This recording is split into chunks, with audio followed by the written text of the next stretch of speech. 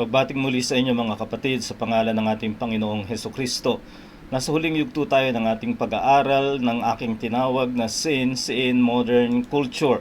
Ito ay nakabatay sa community as creation mandate na ayon sa utos ng Diyos sa pinakaunang ibinigay niya nang likhain niya ang sangkatauhan, be fruitful and multiply and fill the earth. Ito ang tinatawag na cultural mandate.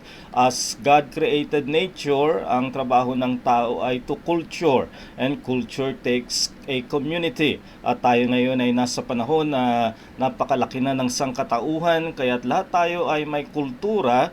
At ang aking tinatawag na modern culture ay ang komunidad ng tao driven by science and progress. At lahat tayo ay nasa kultura, ang ating mga kamalayan, ang ating mga habits, ang ating mga lifestyle ay karaniwang dinidikta ng kultura. But I have emphasized that man is not a helpless slave of culture.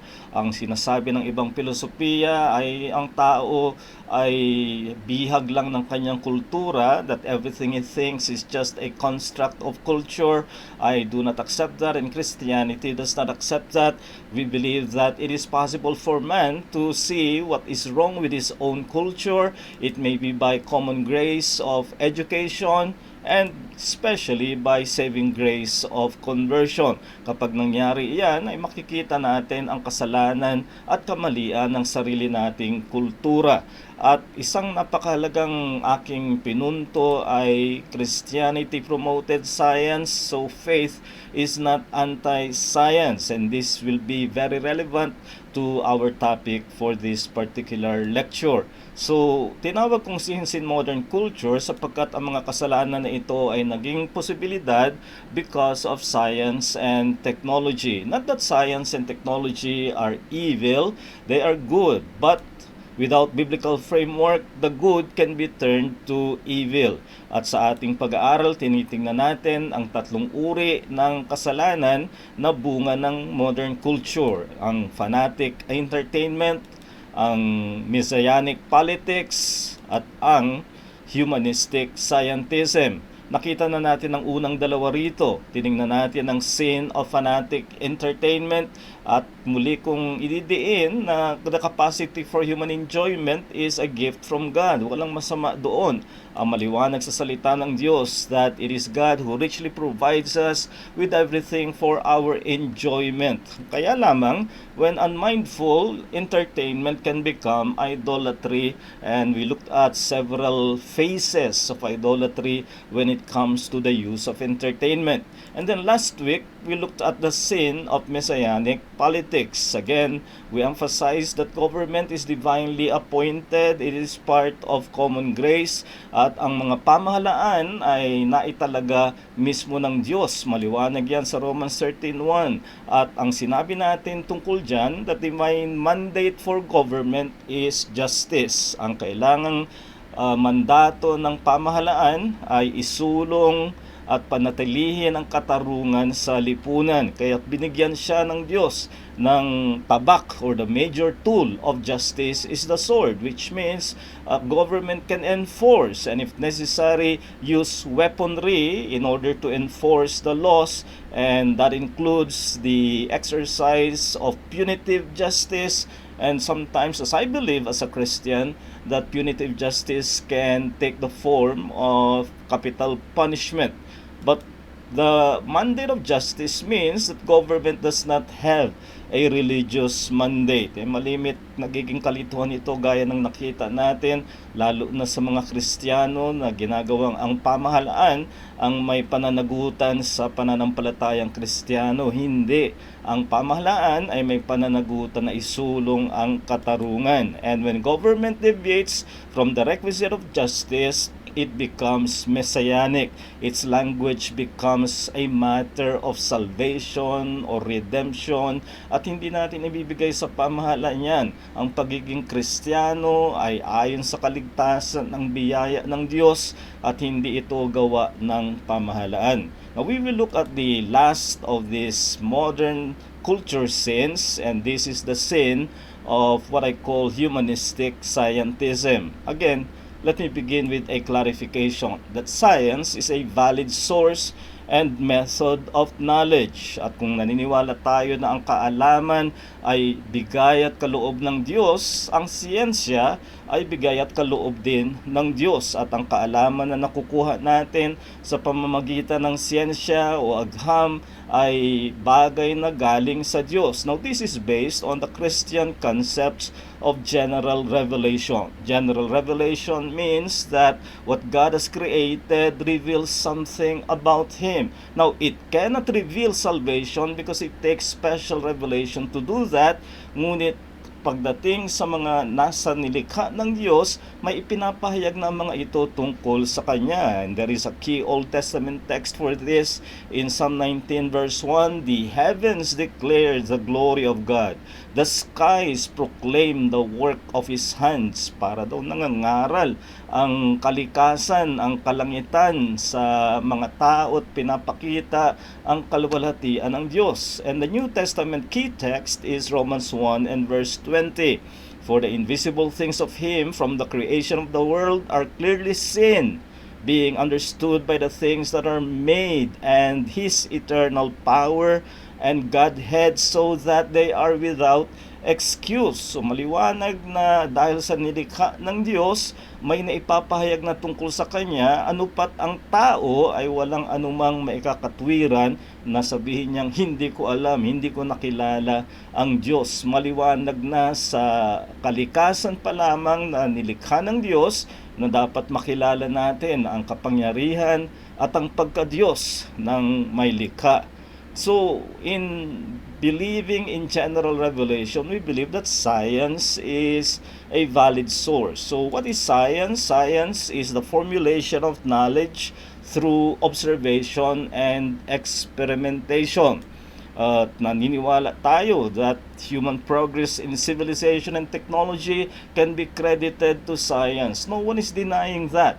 Malaki ang naging papel ng siyensya upang umunlad at sumulong ang kabuhayan mula sa larangan ng medisina, sa ngayong ginagamit nating internet. Lahat yan ay dahil sa siyensya, at kinikilala natin ang mahalagang papel ng siyensya sa kabiasnan at sa teknolohiyang ginagamit natin ngayon. Huwag lang natin kalimutan that it was also because of human depravity that science was used for what is evil.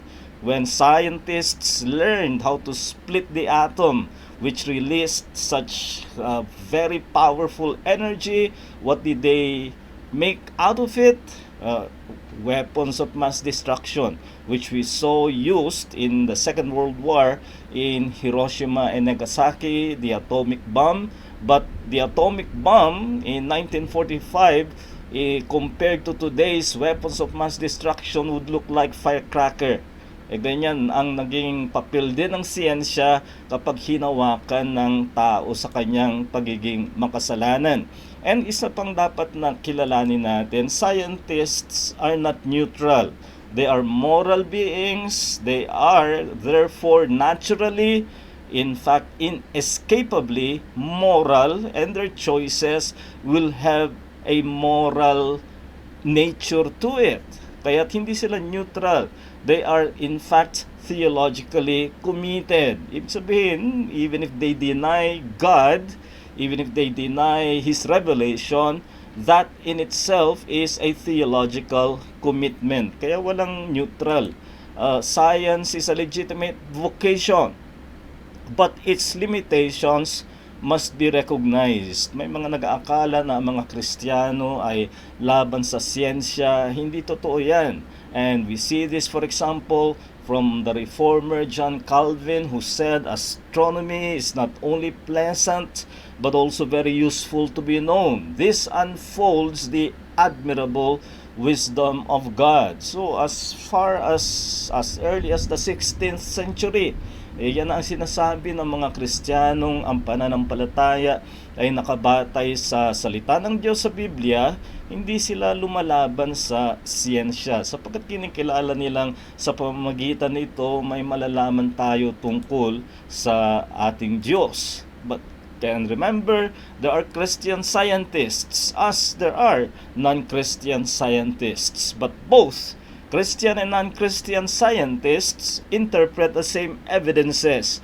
Though they come up with different conclusions, ibig lang sabihin ay may pareho silang ebidensyang binabasa, ngunit dahil sa magkaiba nilang commitment theologically, they will come up with different conclusions. So it is the same earth after all that we are studying, and of course heavenly bodies outside the earth, but we have the same evidences, except that our theological commitments will make us read those evidences differently. So what happens now in the modern culture is the attempt to remove God from the issue of science, and it becomes humanistic. That is, it is man-centered. The measure is man. And when science becomes humanistic, it erodes into no longer science as such, but a philosophy, which is called Scientism. So, science eroding into scientism, how does that happen? Well, in two ways. First is the rejection of limits of observation. Ang tandaan natin, the field of scientific knowledge is limited to observational data. Ano ba yung tinutukoy ng observation? At its most basic, that means the five senses. What the five senses can perceive. And of course, we can extend what the five senses can perceive through enhancing instruments. Kaya scientific instruments for the enhancement of the five senses. What does a telescope do, or a microscope? It enhances sight so that it can see very far, or it can see the tiniest creatures, but it is still sight. So that's observational data, what the five senses can perceive. Now, therefore, science is not qualified to make pronouncements that the five senses cannot perceive. And we are now going into the realm of what is called special revelation. May mga bagay na hindi nakikita, hindi mararamdaman ng tao sa sarili lang niyang mga five senses, kundi kinakailangang ipahayag ng Diyos para malaman natin. Pero kung magpilit ang isang scientist halimbawa na gumawa ng mga konklusyon sa hindi naman observational data, and that is now making pronouncement on a matter of special revelation. At sinasabi ng salita ng Diyos, there are many things that are unsearchable of God. Psalm 145 verse 3, great is the Lord and highly to be praised. His greatness is unsearchable. Kung sasabihin ng sino man na kaya kong gumawa ng konklusyon tungkol sa Diyos, sinasabi na niya na I can bring God into my own searchable realm, in my own searchable lab, and make conclusions about God. Hindi ganyan ang Diyos. Sinabi rin sa Romans 11:33, oh, the depths and riches of the wisdom and the knowledge of God, how unsearchable His judgments and His paths beyond tracing out. Ganyan ang Diyos, sapagkat siya nga ay Diyos, tayo ay mga nilikha lamang niya. May punto na hindi na tayo makatawid at masabi natin na ano ang iniisip ng Diyos, ano ang mga bagay na Diyos lang ang makapagsasabi. At kung gawin ng siyensya o ng scientists ang ganung pagsasabi ng mga bagay na mula lamang sa Diyos, ito ay they are not qualified to do so. So this rejection of limits of observation, remember, when it comes to knowing God redemptively, it takes special revelation. Sinabi ko na, by general revelation in nature, we can know God in terms of His Godhead, His existence, His power, His claim on us. Pero to know Him redemptively, that is, to be saved, we need special revelation.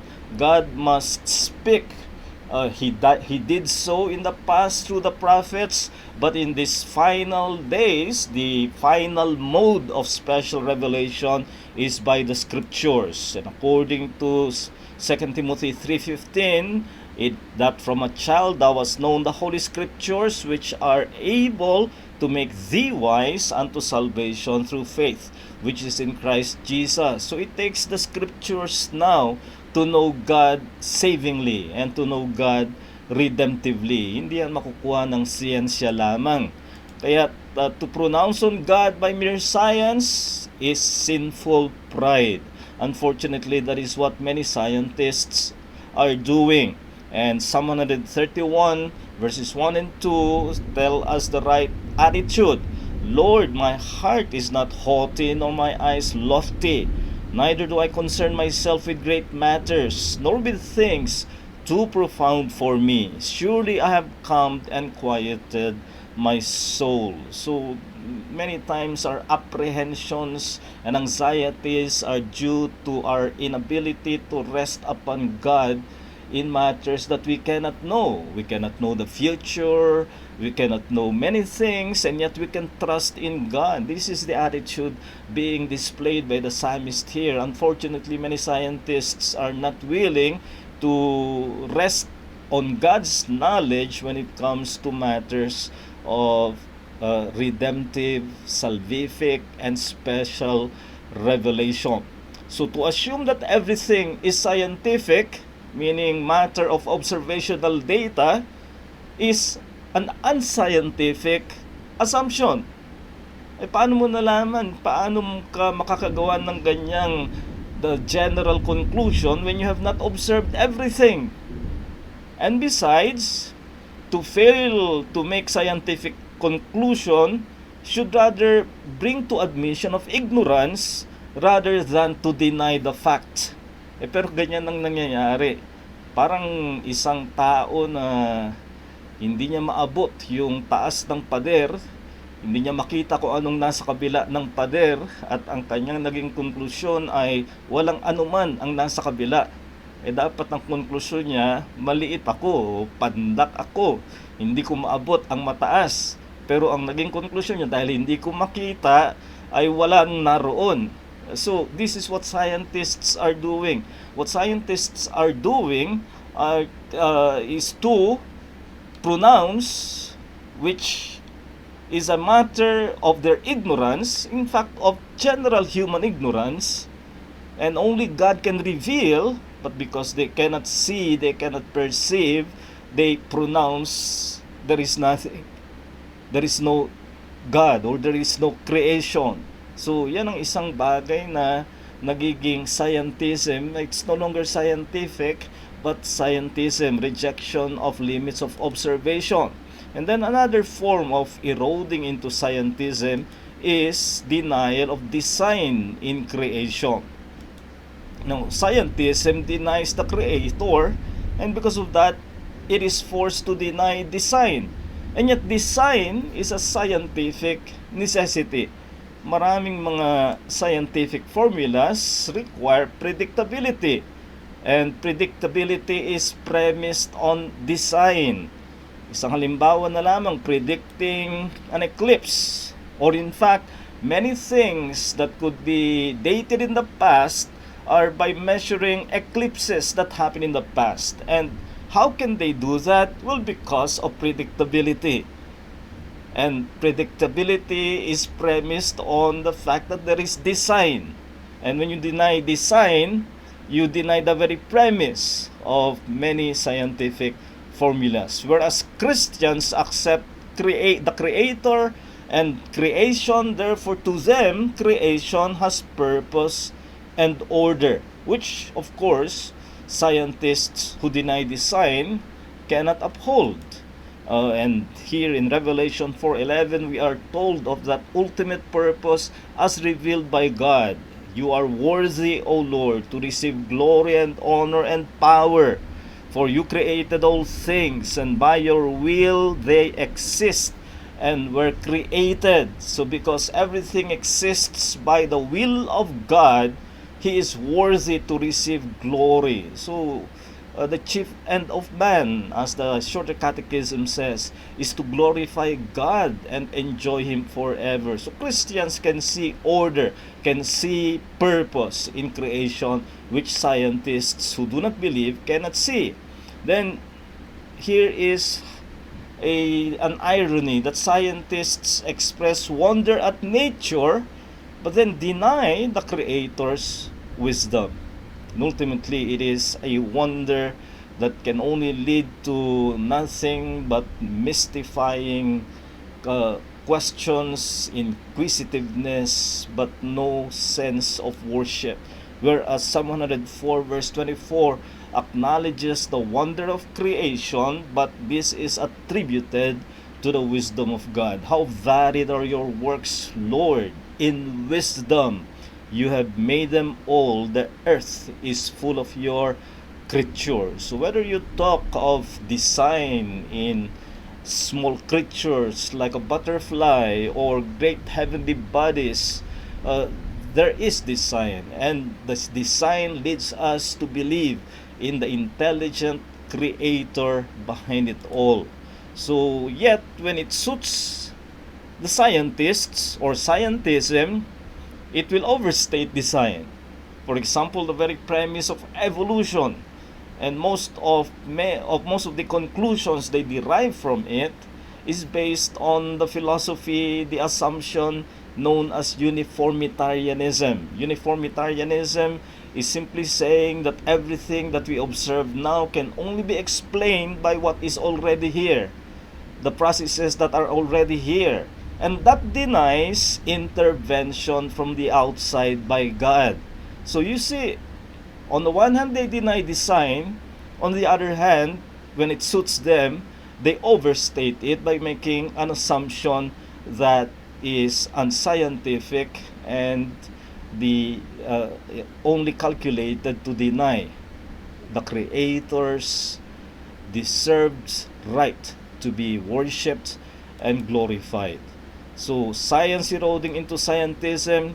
Well, here is Albert Einstein who corrects this very wrong philosophy of scientism. And who can deny Albert Einstein his place in the honor roll of scientists? Well, he said this: the scientific method can teach us nothing beyond how facts are related to and conditioned by each other.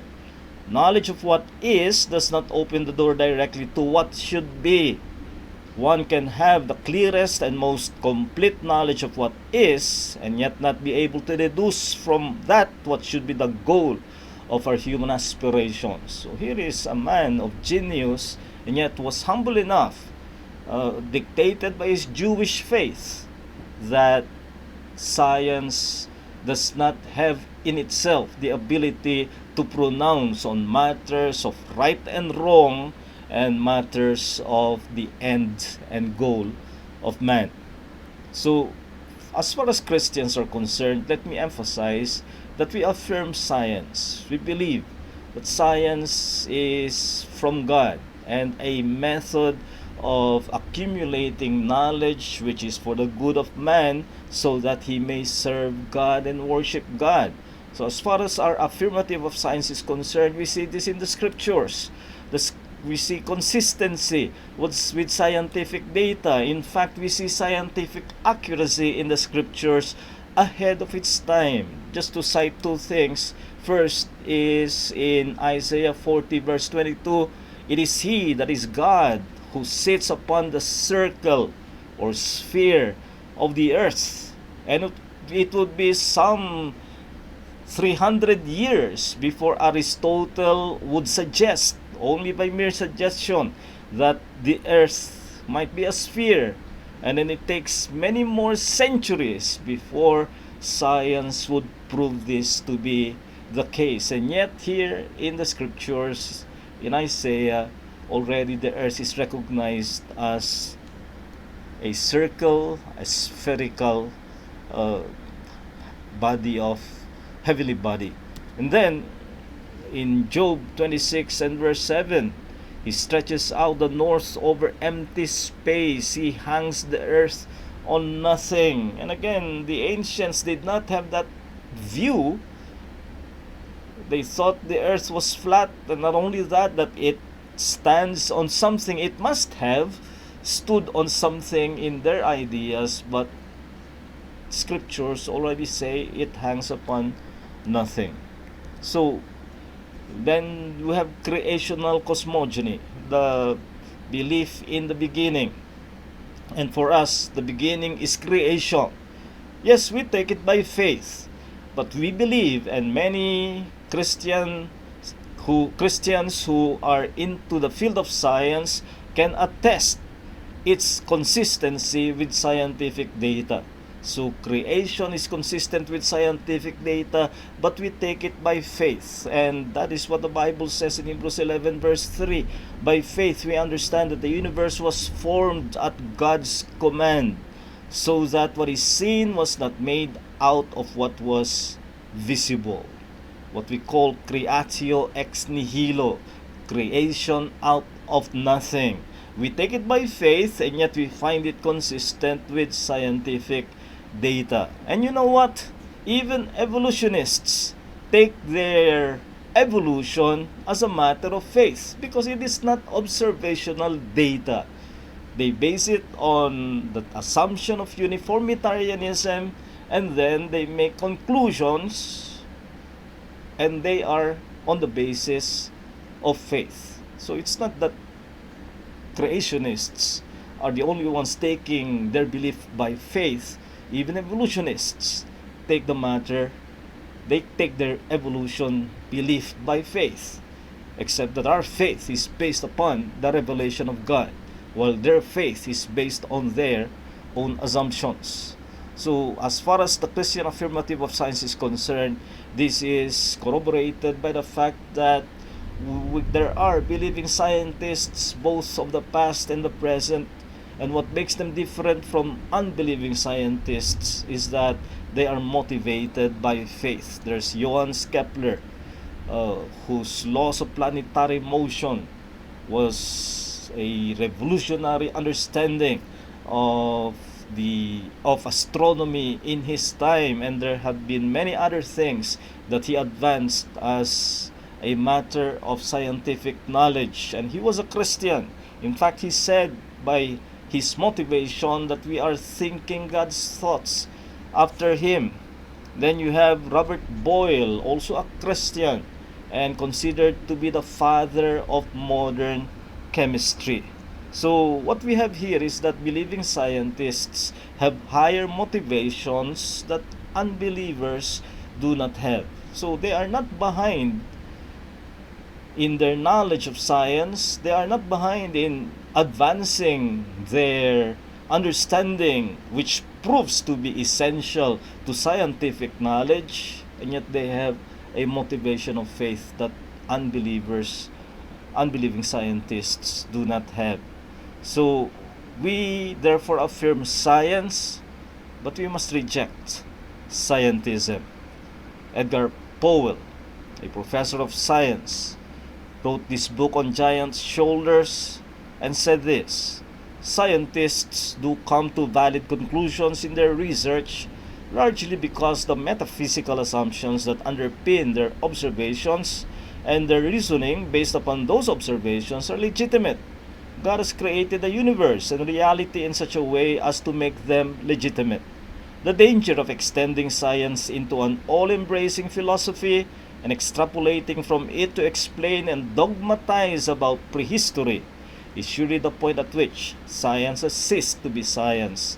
It has become scientism. So you see, scientism is a sin because it hinders our recognition of God in His sovereignty, in His wisdom as our Creator, and therefore a hindrance to true Christian holiness. For us to be holy, even as we observe nature, we must recognize that science is God's gift that should lead us to Him in awe. So let me say that, as many of you can attest, our church is very much committed to science, and many of you have your vocation in the field of science, and we must celebrate that fact. However, we must be careful not to allow science to erode into scientism. And science can be pursued with holiness. Scientism is a philosophy which is a sinful resistance to the reality of God. And it is my desire that even as we pursue science and we do our best to be scientific in our understanding of facts and reality, we must do so with holiness that still recognizes God and is a worshiper of God. Maraming salamat sa inyong pakikinig at sana kayo ay nakinabang at muli naway pagpalain kayo mula sa pag-ibig ng Diyos, sa biyaya ng Panginoong Hesukristo at sa pakikipisan ng banal na Espiritu.